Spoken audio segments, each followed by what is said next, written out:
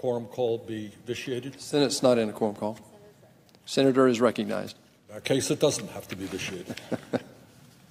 Mr. President, we are at a pivotal moment. If the Congress does not get its act together by tomorrow, there will be a government shutdown. A government shutdown will be extraordinarily destructive to the people of our country, millions of whom depend upon government services.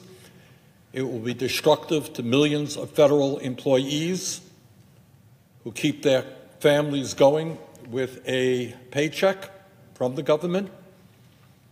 It will be destructive to the United States Armed Forces, men and women who put their lives on the line to defend us.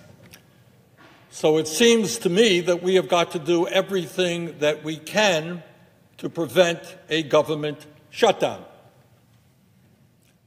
Now, as everybody knows, we have a Republican Party which controls the United States Senate, Republican Party which controls the U.S. House of Representatives, and a Republican who is in the White House, President Trump. We are now 3.5 months into the fiscal year, and yet the Republican Party has yet to give us an annual budget. The United States government is a $3 trillion operation. There is no business in this country of any size that can run week to week, month to month. We need an annual budget, and now the Republicans are coming back asking for a fourth continuing resolution. You cannot run a government like that. It is unfair to the American people, unfair to the armed forces, unfair to all of us.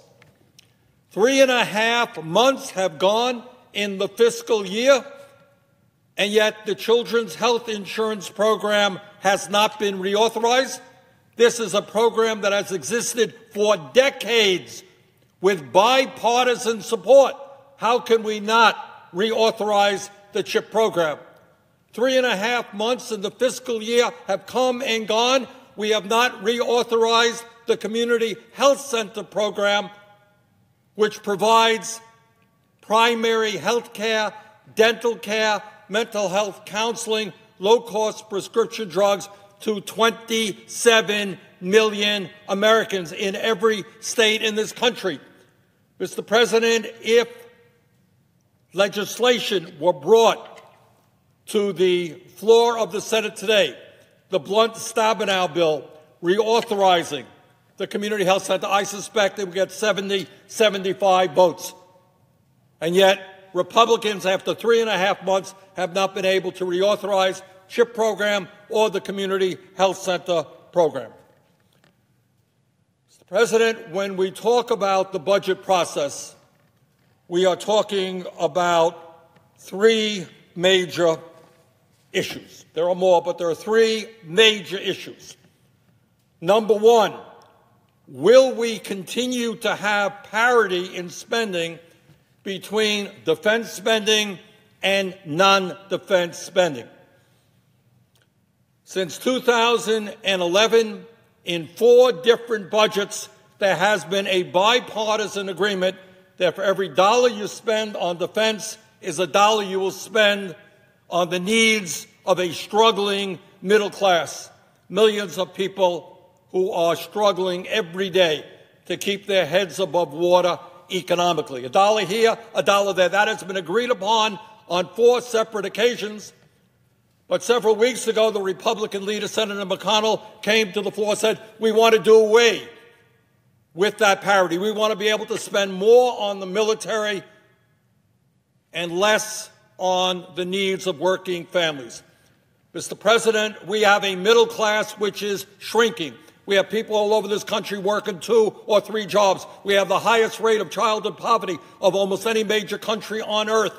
We got millions of elderly people who cannot make it on $12,000, $13,000 a year Social Security. We got an opioid crisis sweeping the nation, hitting my state of Vermont very, very hard.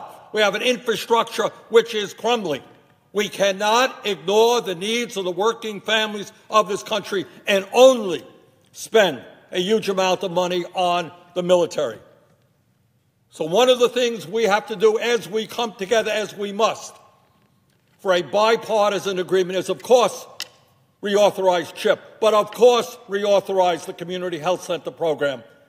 Stabenow, blunt bill, has 9 Republican co-sponsors. Every Democrat will support it. We have the votes. Let's do it. We have to deal with the pension issue, Mr. President.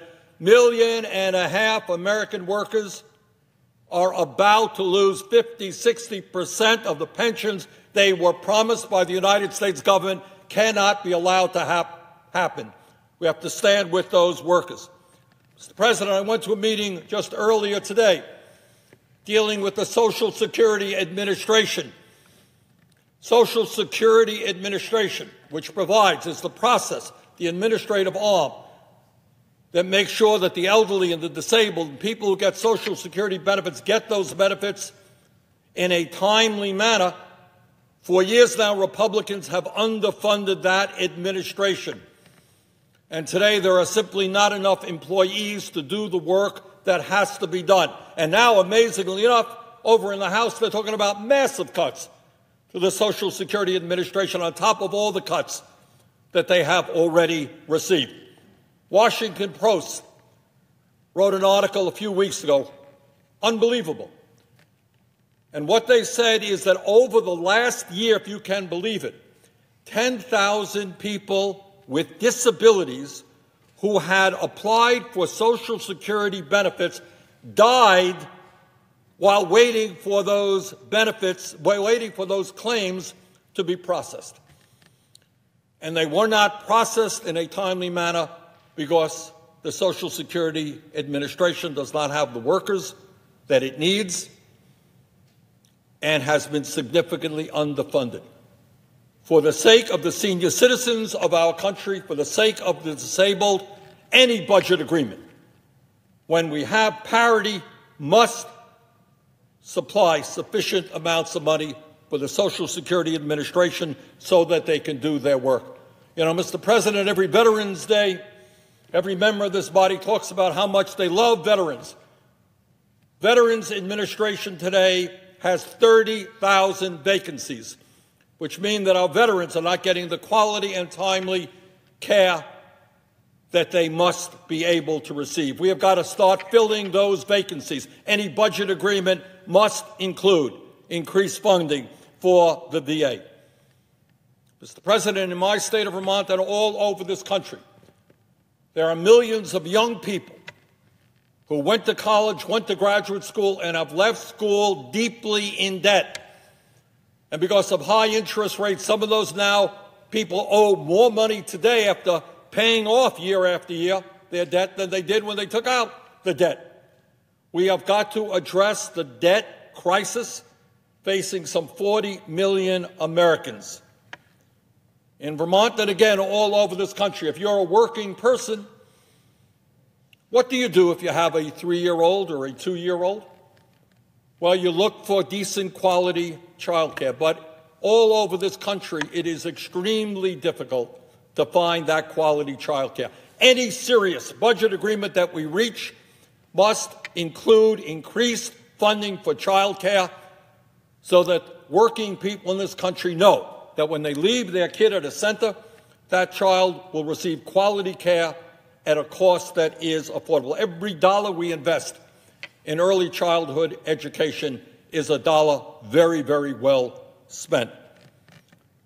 Mr. President, all over this country, in this, the most wealthy nation in the history of the world, we have an infrastructure, roads and bridges, water systems, wastewater plants that are crumbling. In many parts of rural America, including the state of Vermont, we do not have high-quality, affordable broadband or cell phone service.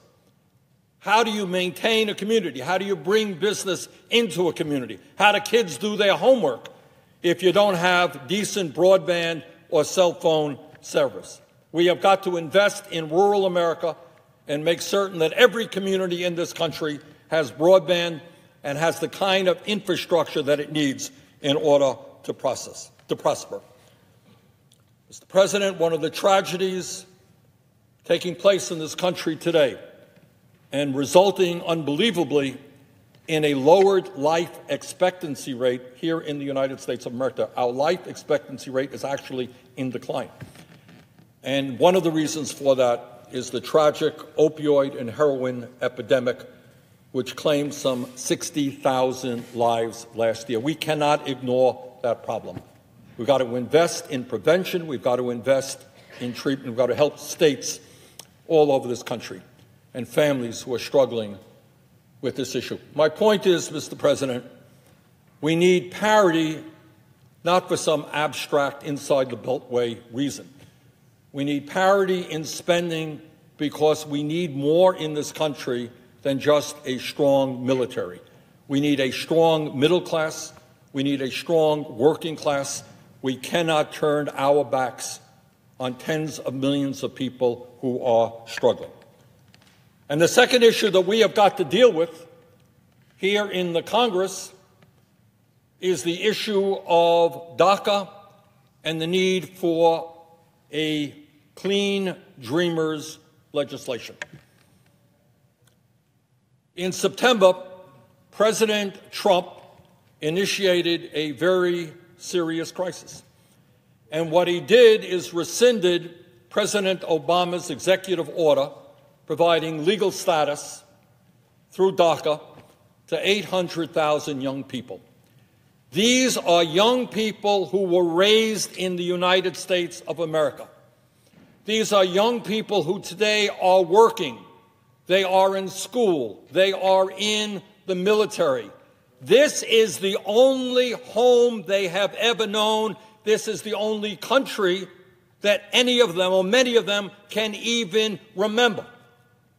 The idea of simply doing away with the legal status that they have, subjecting them to deportation, subjecting them to being taken away from their only country they have ever known and loved, is literally beyond comprehension and unspeakable.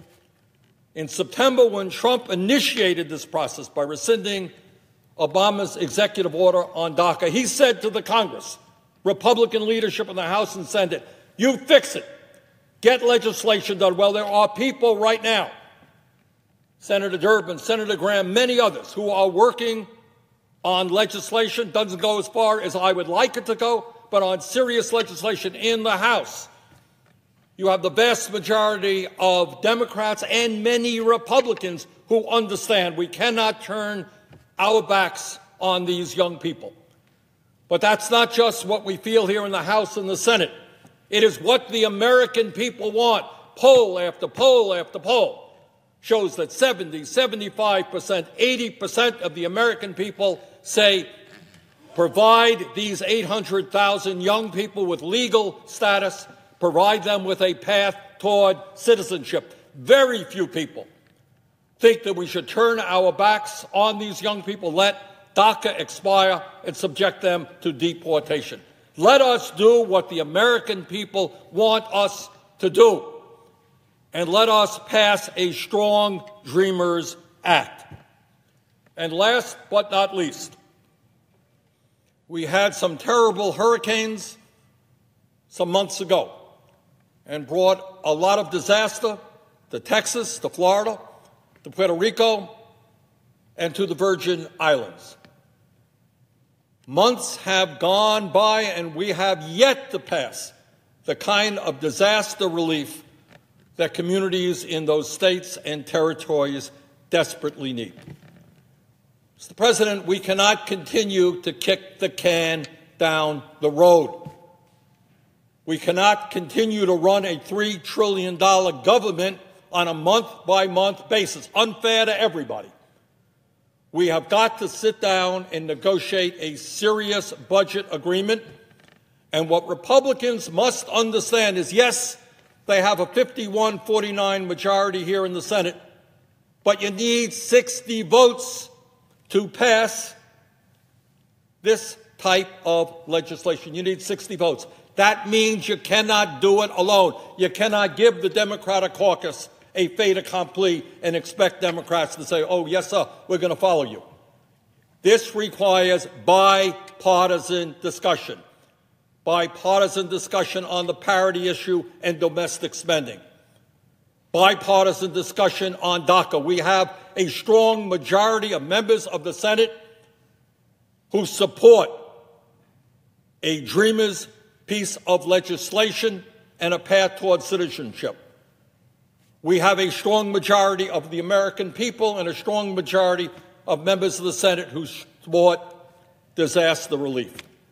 This should not be a difficult problem. The American people want a resolution. They want it done in a bipartisan way. Let's do it. Let's not kick the can down the road. Republicans must understand that they must negotiate in a bipartisan way. And with that, Mr. President, I would yield the floor and note the absence of a quorum. The clerk will call the roll. Mr. Alexander.